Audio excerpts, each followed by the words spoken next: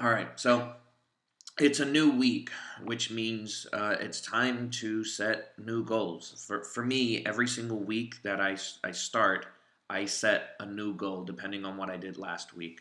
Um, a lot of you guys are probably new, so if you're brand new, then your goal is still whatever it was that you have not completed. Say if it's, to get those first four testimonials, then just stick to those first four testimonials. I would make it a goal to try to call those four today. Don't spread four phone calls out over an entire week. Your business will never be successful that way. Just do it all at once. Get them all out of the way. And if you don't get those first four in that one day, then call as many as you need to get those four by the end of today if you can. So that way you can go into the rest of this week with a brand new goal and a brand new set of plans. For everyone else who's been in for a bit now, then if I were you guys, I would set whatever goals it is that you guys have for this entire month. So say, for example, your goals are you want to go diamond by December. So in order for you to go diamond, if you have a completely blank chart, then you need, 20 some odd distributors, your 23, 25 distributors. Then figure out what you need to do within the week. How many do I need to talk to within this week? And if you don't sign 10 distributors this week, that is okay. The goal is to slowly get there. And by slowly, I mean talking to as many people as possible. You keep planting the seeds, and by next week, you might have 5 seeds that start to sprout at that point. And in the following week, you may have 10 seeds that start to sprout. But it's a matter of continuing to talk to as many people as you possibly can to hit those goals. Why are goals important? If you go into a business or even just throughout life and you have no goals, then you're not going to you're always going to feel like you haven't done anything. You're going to be excited.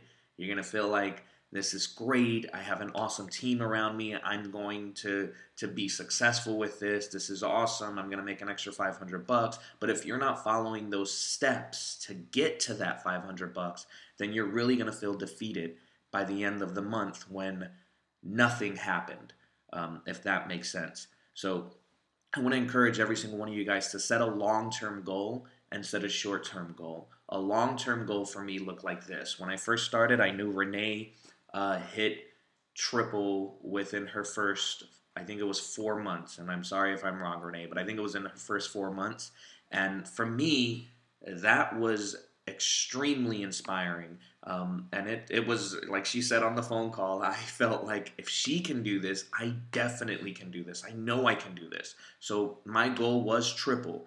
I didn't know if I would do it in 4 months. I worked 12-hour days, so I knew my days were pretty limited when it came to how I was going to build this business. But I still set that goal. That was my long-term goal, was I wanted to make that $10,000 on average, that six-figure income with this business long-term. That was the long-term goal. Short-term, it was to complete those steps to success at least twice within my first month, because I always try to double whatever it is that anyone asks me to do. So that was my goal. So I encourage you to set some sort of a goal, and if it scares you, if you think like I want to be Ruby within the next 6 months, and it doesn't scare you, it doesn't make your heart skip a beat, it doesn't make you feel a little overwhelmed, then you're not setting goals. You're playing it safe. Think back to when, I don't know, Malachi is in football, as a lot of you guys know. And when he first started playing football, everything scared him. Everything. It scared him to hit someone. It scared him to take a hit. It scared him to run when he had the pads on. It scared him to put the helmet on. He made every excuse in the book. It hurt. It was uncomfortable. And that's when Erica and I knew that we were on the right track, because he had never done anything like this before. So everything that scared him, we were there for him. And you guys have a team of people who are there for you. But know that if you feel really comfortable with where you're at, then you're not pushing yourself. So push yourself.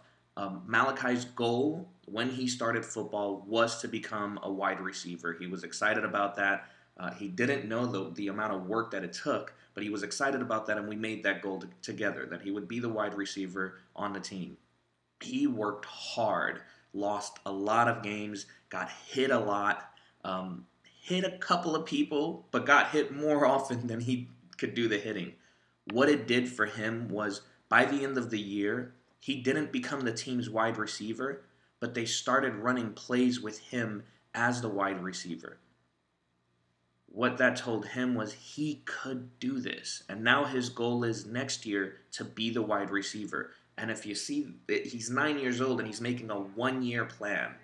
So for you guys, I'm telling you guys, we have to make a plan. When your kids wake up and go to school, you know that they have an 18-year plan. They're going to go to school until they get their high school diploma. And if they woke up tomorrow and said, I don't want to do this, this is a little too hard, I'm just going to quit right now, I guarantee you would not let them quit.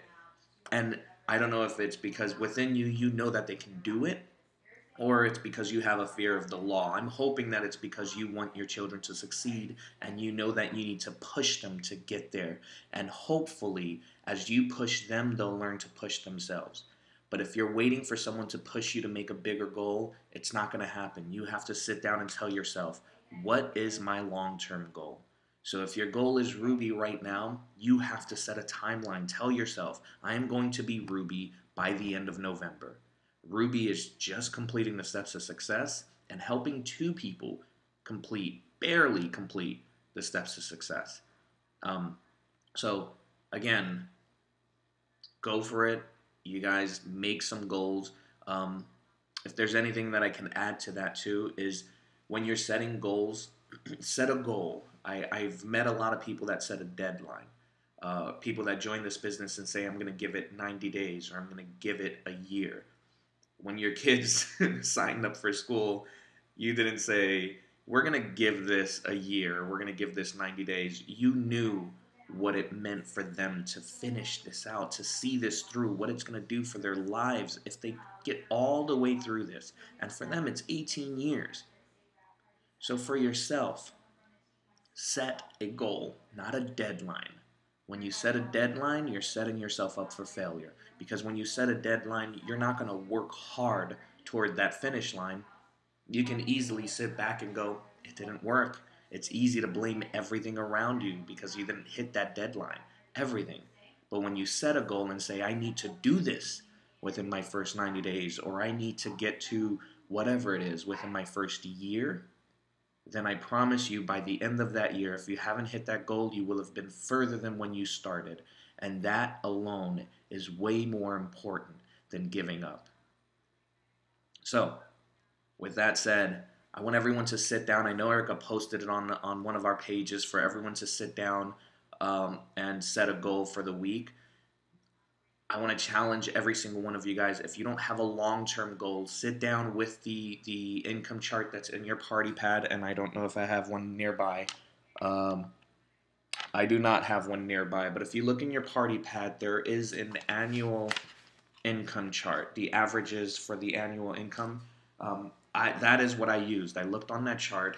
I picked a number and I said, that's what I'm going to do. I'm going to do this for my wife and I'm going to do this for myself. And that's what I stuck to. So that's what I want to encourage you guys to do. Look on that chart, set a long-term goal. Tell yourself you're going to do this within the next year or whatever it is. And then set a short-term goal. Tell yourself if you haven't already set the goal, this is what I'm going to do by the end of this month. This is what I'm going to do by the end of December. This is what I'm going to do by the end of January. So now you have a good solid 90-day goal that you can go after.